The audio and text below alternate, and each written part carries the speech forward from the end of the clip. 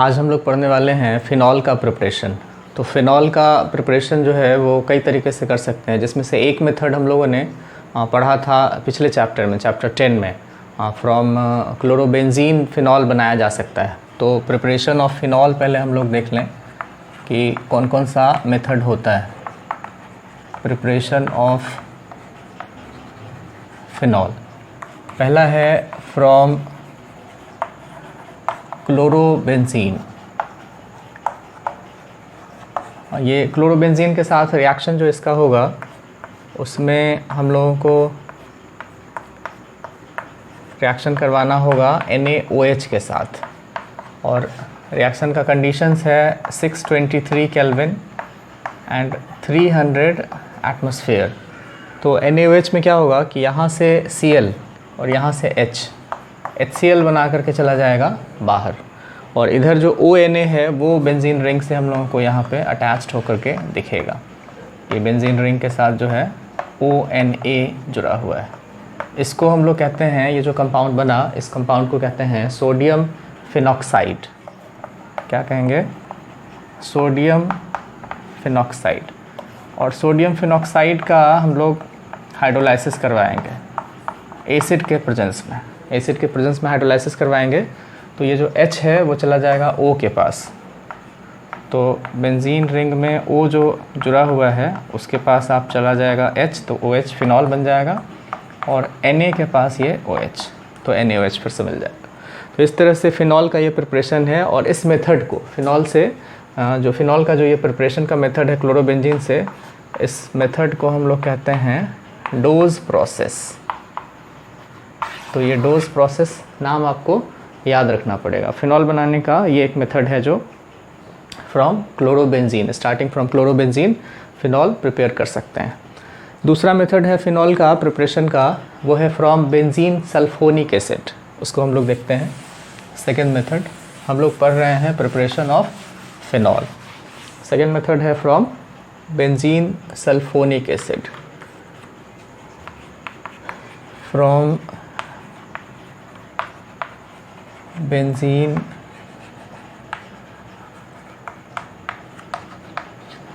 Sulphonic acid. तो benzene sulphonic acid का formula हम लोग लिखेंगे।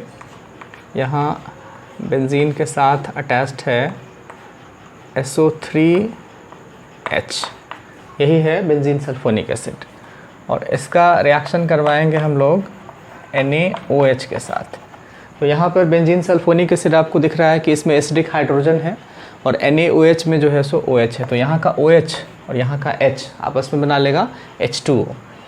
तो इधर हम लोगों के पास दिखेगा जो ग्रुप, वो फ़िनॉल के साथ आपको अटैच्ड दिखेगा SO3Na, और इसमें H2O जो है सो यहाँ से रिलीज़ हो गया, यहाँ से OH और यहाँ से H। ये कंपाउंड जो हम लोगों के पास बना है उसको सिंपली हीट करेंगे। तो SO3Na को जब हीट किया जाता है तो उसमें से एक ऑक्सीजन बच जाएगा, और बाकी जो है सो सल्फ़र डाइऑक्साइड इसमें से गैस बन के रिलीज़ हो जाएगा। तो SO3 में से जब SO2 बाहर चला जाएगा तो एक ऑक्सीजन बचेगा। तो यहाँ पर हम लोगों के पास बेंजीन रिंग में एक ऑक्सीजन और सोडियम बच जाएगा। तो यहाँ पर जो कंपाउंड बनेगा वो होगा ONa, और ONa का फिर से हम लोग हाइड्रोलाइसिस करवाएंगे, एसिडिक हाइड्रोलाइसिस। तो फिर से आपको फ़िनॉल और NaOH मिल जाता है। अभी पिछले रिएक्शन में भी यही पैटर्न था लास्ट वाला, तो ये कंपाउंड जो है सो मिल जाएगा फ़िनॉल। तो ये starting from benzene sulphonic acid हम लोग फ़िनॉल बना सकते हैं। के प्रिपरेशन का तीसरा मेथड है from benzene diazonium chloride N2Cl। Benzene में जो N2Cl रहेगा उसके साथ हम लोग फ़िनॉल कैसे बनाते हैं। तो यहाँ पर थर्ड मेथड हम लोग लिख लेंगे from benzene diazonium chloride. From benzene diazonium chloride, इसमें सिंपली बताया गया कि बेंजीन डाइज़ोनियम क्लोराइड हम लोग कैसे बनाते हैं, तो वो पिछले चैप्टर में बताए थे। एनिलीन का रिएक्शन करवाएंगे sodium nitrite plus HCl, NaNO2 और HCl के साथ करवाएंगे। 0 डिग्री सेल्सियस पे रिएक्शन को करवाते हैं तो हम लोगों को बेंजीन डाइज़ोनियम क्लोराइड मिलता है। एंड बेंजीन डाइज़ोनियम क्लोराइड है यहाँ पे N2Cl रहता है। N2 प्लस और Cl माइनस।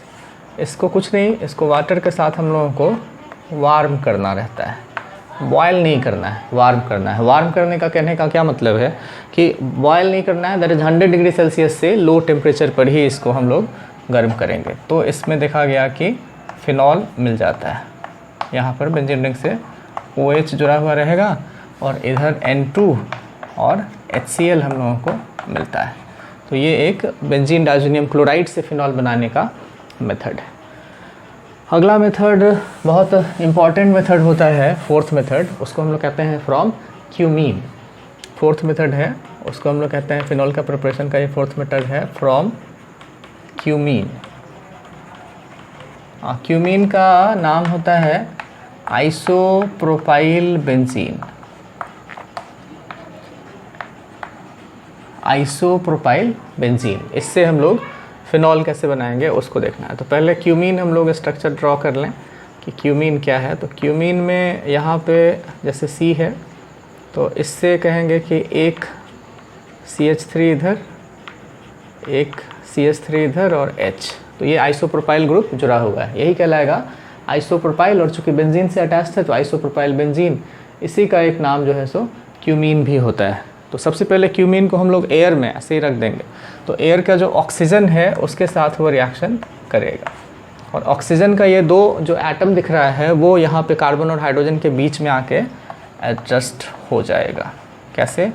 तो उसको हम लोग ऐसे स्ट्रक्चर दिखाएंगे कि यहाँ पर C है, एक ऊपर CH3 है, एक यहाँ CH3 है और दो एटम ऑक्सीजन का और एक हाइड्रोजन, ये सेट हो जाएगा। इसको कहते हैं हम लोग क्यूमीन हाइड्रोपेरोक्साइड।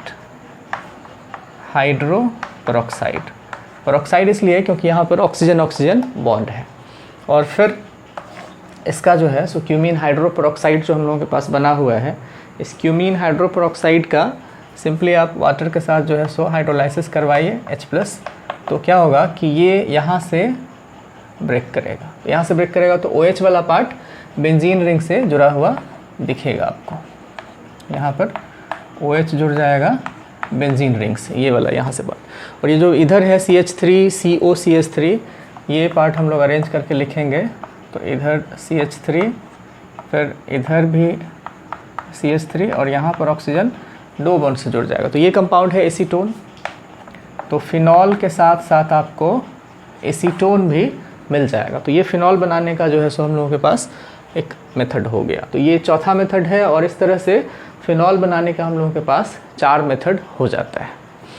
इसके बाद हम लोग इसका फिज़िकल प्रॉपर्टीज़ डिस्कस करेंगे। अल्कोहल एंड फिनॉल दोनों का फिज़िकल प्रॉपर्टी एक साथ ही पढ़ेंगे। तो फिज़िकल प्रॉपर्टीज़ में जो सबसे इम्पॉर्टेंट है वो है बॉइलिंग पॉइंट। बॉइलिंग पॉइंट, तो बॉइलिंग पॉइंट का रिलेशन डायरेक्टली हम लोग कहते हैं कि मॉलिक्यूलर वेट से होगा।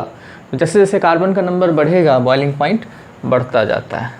तो बॉइलिंग पॉइंट जो है directly proportional to molecular mass होता है, एक चीज़ ये।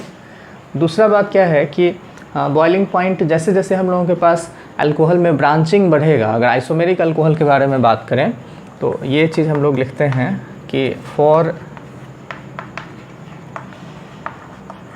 Isomeric alcohols as branching increases boiling point decrease. जैसे जैसे ब्रांचिंग बढ़ेगा वैसे वैसे बॉइलिंग पॉइंट घट जाएगा। ये चीज़ है, ये चीज़ सब जगह है। अल्केन में भी यही चीज़ होता है। अल्केन में जैसे जैसे ये ब्रांचिंग बढ़ता है बॉइलिंग पॉइंट घटता है। हेलो अल्केन में भी यही हम लोग पढ़े थे कि हेलो अल्केन में जैसे जैसे ब्रांचिंग बढ़ेगा वैसे वैसे उसका बॉइलिंग पॉइंट घटेगा। और अल्कोहल में भी यही चीज़ है। तो अल्कोहल में बॉइलिंग पॉइंट का ये रिलेशन है मॉलिक्यूलर वेट से। और अल्कोहल का बॉइलिंग पॉइंट कॉरेस्पॉन्डिंग, अगर हम लोगों के पास हाइड्रोकार्बन है, जैसे अल्केन कहते हैं RH है और इससे जो बना है ROH है, तो ROH का बॉइलिंग पॉइंट इससे ज़्यादा होगा। क्यों ज़्यादा होगा? क्योंकि इसमें इंटरमॉलिक्यूलर हाइड्रोजन बॉन्ड होता है, इंटरमॉलिक्यूलर हाइड्रोजन बॉन्ड का फॉर्मेशन इसमें होता है अल्कोहल में, और अल्केन में तो बिल्कुल नहीं होता है। इस वजह से अल्कोहल का बॉइलिंग पॉइंट उसके कॉरेस्पॉन्डिंग अल्केन से ज़्यादा आपको मिलेगा। इवन अगर हम लोग कंपैरिजन करें अल्कोहल का, अल्काइल हैलाइड का, ईथर का, तो अल्कोहल का बॉइलिंग पॉइंट अल्केन से भी ज़्यादा होगा, अल्काइल हैलाइड से भी ज़्यादा होगा, ईथर से भी ज़्यादा होगा। अल्कोहल, अल्काइल हैलाइड, ईथर और अल्केन, इस चारों में अल्कोहल का बॉइलिंग पॉइंट सबसे ज़्यादा होगा, मॉलिक्यूलर वेट अगर उसके आसपास है तो।